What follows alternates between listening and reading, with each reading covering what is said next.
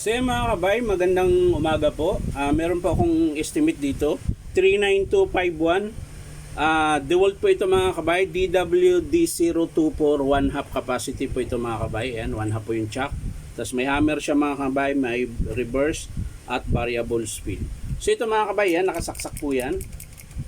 Wala po siyang power. So bubuksan natin, mga kabay, tara, samahan niyo po ako.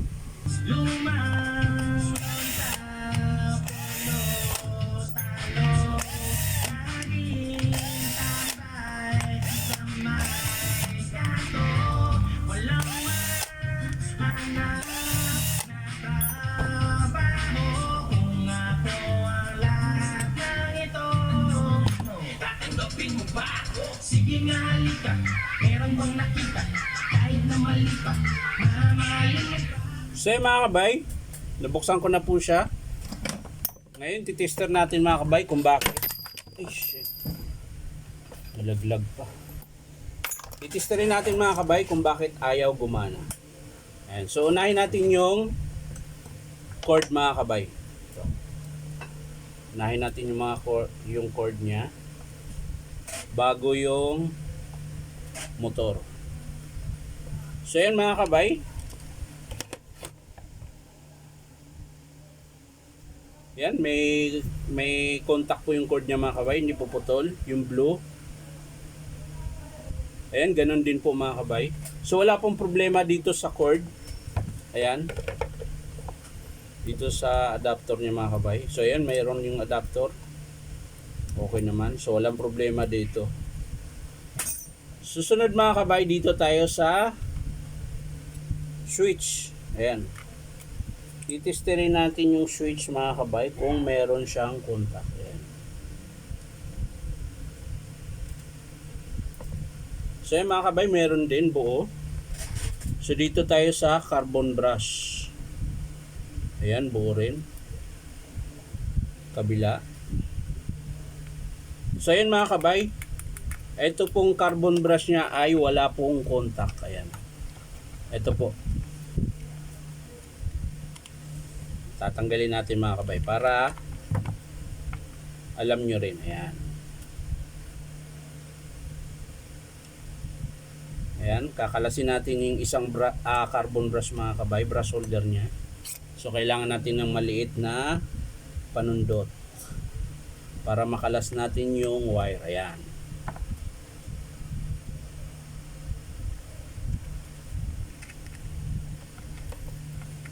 Yun, dumikit pa.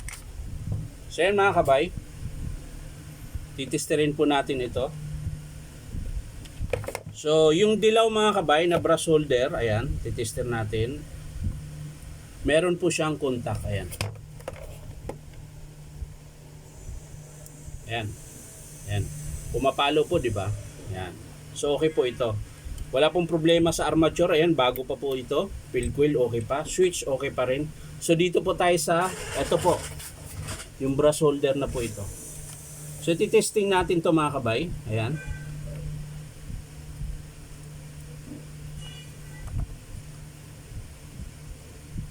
Ayan po, hindi po pumalo yung tester. Ayan, iso-short ko. Ayan, meron. Wala po siyang palo. So ang sira niyan, mga kabay, ito lang po. Yung nakabalot na yan, mga kabay, yun po yung wire na wire lang po yan, mga kabay. Yan. Parang kumbaga sa fuse. Yan. Ayan, mga kabay, babalatan natin, mga kabay, para makita nyo. So yan, mga kabay, nabalatan ko na po. Ayan po, papakita ko po sa inyo kung bakit ayaw gumana. Ayan po, putol po. Ayan. Hindi po talaga siya gagana. Ayan. Putol. So ang gagawin natin dito, mga kabay, hihinang lang po natin to. Ayan. O pwede rin naman to irekta, mga kabay. Kasi meron pa naman siya sa kabila. Ayan. Meron pa naman siyang fuse sa kabila. Okay lang. So, pero ito, papakita ko sa ihinang ko lang siya uli. Ayan, ihinang ko dyan. Gagana din po ulit yan. Pero pwede din po siya direkta. Ayan. So yan, mga kabay, irerekta na lang po natin para mabilis. Ayan. So ang gagawin nyo dyan, mga kabay, babalatan nyo lang yung wire. Ayan. Wala naman pong problema yan dyan mga kabay kahit wala yan. Ayan. So puputulin na lang natin to dito mga kabay. Hindi na po natin ilagay to. Ayan.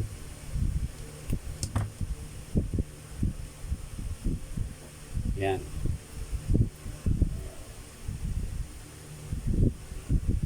So yan mga kabay.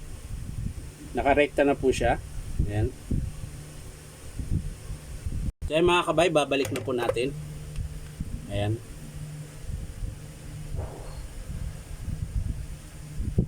So yan, nakabit ko na po. So ibabalik po natin.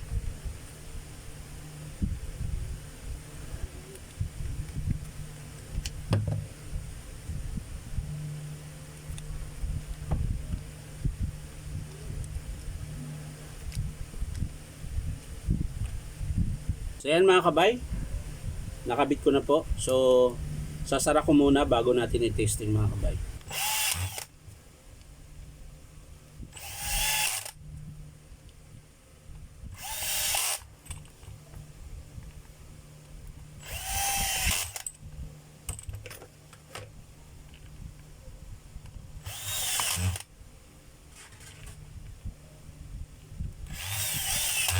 So yan mga kabay, tapos na po. So testing natin, ayan nakasaksak na po yan. So wiring lang po ang sira mga kabay. Testing natin yung hammer. Ayan, malakas pa po yung hammer niya mga kabay. Drill.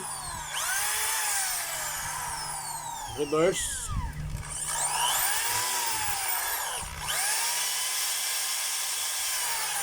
So yun lang po talaga mga kabay ang sira. Bali wiring lang po ang sira mga kabay. Naputol lang po talaga yun sa may brass holder. Ayan. Para din po siyang fuse mga kabay. Ayan. Siguro pag halimbawang tumaas yung kuryente, baka ito yung ito po yung dahilan kung bakit naputol siya. So meron pa naman sa kabila mga kabay, kaya hindi ko na po binalik. Pero marami po akong na-encounter na ganito. Kahit wala na po ito mga kabay, hindi na po siya nagluloko. Ayan. Yung iba, palit feed coil kaagad. Palit brass holder kasi yun ayaw daw gumana. So ang ginagawa ko, tinatanggal ko na lang to. So yan mga kabay, okay na po siya. Yan. Minsan mga kabay, meron kayong sa may mga unit na ganito, 024, minsan sobrang siklab po yung andar niya. Yung makikita nyo na dito yung parang umaapoy. Ayan. Check nyo lang po yung carbon yan, baka pudpud na o kaya yung brass holder. Ayan. So yan lang mga kabay, maraming salamat sa panonood at pa-like and share na rin po. At syempre po, subscribe nyo po itong YouTube account na Inom Tabay. So maraming salamat mga kabay. Bye-bye.